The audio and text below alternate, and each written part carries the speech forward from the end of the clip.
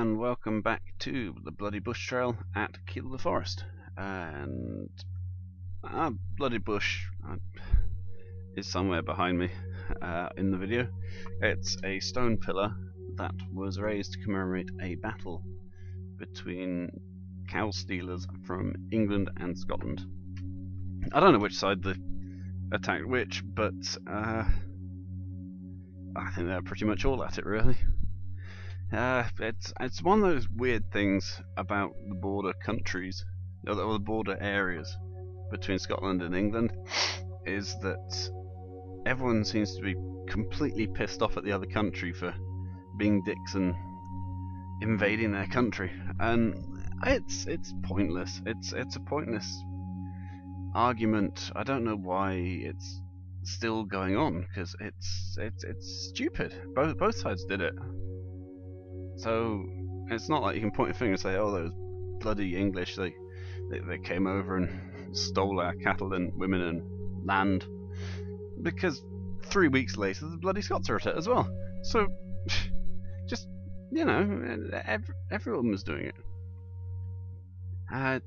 It seems to be a very popular thing in Scotland. How the English are oppressing Scotland. I'll get into the whole devolution thing and the yes vote, independence. I have opinions on this, and they're not good ones. So the major problem I see is the main basis. The Scots hate the English for invasions and ruling them for 300 odd years, and the English are kind of like, "Meh, we did that, yeah." They don't seem to be really that bothered. And I think it's, if it was unjustified, or if maybe it was unjustified, maybe if it was like unreciprocated, that's a good word, unreciprocated, then it would be a legitimate gripe. But fair enough, Scotland did get invaded a few times, but Scotland also invaded England a couple of times. I think at one point, Bonnie Prince Charlie was the one that managed to invade as far as York, which is like 150 miles inside England. That's a fair distance, and it takes a bit of effort to get that far into invading a country. I think if England had invaded 150 miles into Scotland, there wouldn't have been Scotland. So I think Scotland did pretty well to invade, and it's not got a massive population. Even today, I think England's something like 52 million, and Scotland's 5.5 million people. It's like 1 to 10, or 10 to 1, whatever. But yeah, it seems to be a bit of a weird one where they're complaining about something.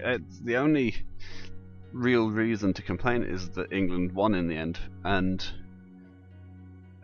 dominated Scotland. But even then, it's not as easy as it sounds, because if I remember rightly, it was something to do with kings and queens, where someone was crowned as King of Scotland and England at the same time, and that's where the whole union thing came from. So, I guess in theory, England didn't actually win. It was a draw. It was just the king managed to mess around with it a bit. Anyway, independence. Scottish independence is a big thing at the moment. Vote yes. Will reduce your energy saving bills by £70 a year, etc., etc. That's dumb. It seems like there isn't any. It seems like that's the only thing that's publicised about the Yes campaign. Yes for independence, and we'll save you some money, and English are twats, and that is pretty much it. There's a lot of talk about renewables and all that stuff, but it's not. I don't think it's a working plan. I'm in a position of ignorance. I don't know for sure, but from what I see, pinning your country's hopes and future on wind turbines on hills and oil that can run out at any time isn't the best idea. In theory, wind turbines, yeah, they might be a good idea, but how much do they cost to build? What are the resources that go into them? I think I read somewhere that a wind turbine in its lifetime can't produce enough electricity to cover the energy used to make it. So every wind turbine's a loss. And how long do they last for? I think 15 years or something before they have to be decommissioned and taken down. That's a lot of expenditure for something that's making a loss. I suppose it's like any industry. If you make them long enough, then eventually the costs will come down and so on and so forth. But it's not fantastic. And add to that, yes, Scotland could have massive wind farms that could produce energy for a lot of the UK. The big problem there, though, is that every time someone says, let's build a wind farm, 50 people go, no, I'm going to protest. And I'm going to write to my MP, and that's not happening. Yeah, I'm amazed that wind farms actually get put up. The amount of complaints you see about them everywhere gets complained about when it's proposed. It's kind of ruined my view. I'll look at my garden, eat my roses and stuff. Wind farms look nice. I'm going to be honest. I like wind farms. They look nice. They're pretty. Just stand and look at a wind turbine and just think, people made that thing. It's huge. I know I'm talking about it like a country boy because I pretty much am. I've never seen a skyscraper, or I've seen them, but I've never actually seen one. I think that the tallest building I've seen has been about 10 stories. It's not big. So just the size of a wind turbine compared to what I've grown up with and around and seen in my life is nothing. But there's something about them. But anyway, pinning your hopes on renewables is a terrible idea. There was something about wave power, harvesting the tides in not Solway Firth, the Pentland Firth, up between, I think it's the Orkneys and the mainland, right at the top of Scotland. And it was kind of emphasised, this is how much we could power the UK off this thing. And then it turned out, actually, no, you can't. They kind of messed up the figures a little bit, and it's a fraction of what they were saying they could do. So I don't think renewables is the way forward. Oil, dumb idea, really stupid idea. Let's base an economy on something that might run out. No one knows how much oil is actually down there, and technically oil is being produced. It's coming back again, but it takes millions of years for the stuff to decompose and turn to oil.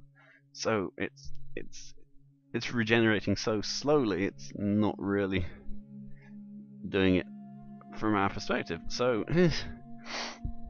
And a lot of the campaigning just seems to be we'd be better alone kind of stuff. And it honestly does feel like the whole Yes campaign is focusing too much on breaking away from England. It's like it's a grudge match or something. I have absolutely nothing against Scotland gaining independence, despite what it sounds like at the moment.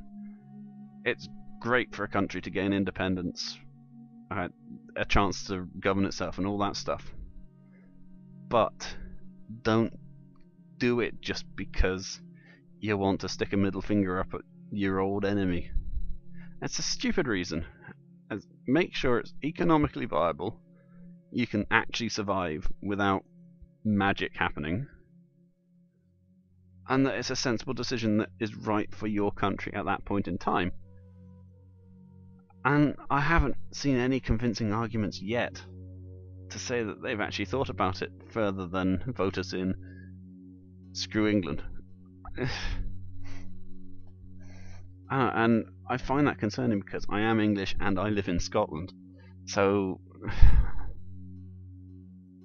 I don't know, I'm not expecting mobs of ginger people to come and burn down my house or anything, but you know, it's still a concern when I don't think it's meant to be a racist campaign. It just feels like it's kind of verging on it. It's getting to that kind of point where they're soon going to turn around and start being dicks about it. So I don't know. Anyway, what the hell have I been talking about for 10 minutes? That's dumb. Lots of far road downhill. Now it's all back uphill up to Kappenhasek. And oh god, it's a horrible bunch of climbing. 2 more videos and that is Kielder complete. Thank you for watching. Thank you for listening to that crap I went through just then. And please like, favourite and subscribe. Maybe not like this one because it's dumb, but one of the other ones with more interesting stuff. And thanks for watching.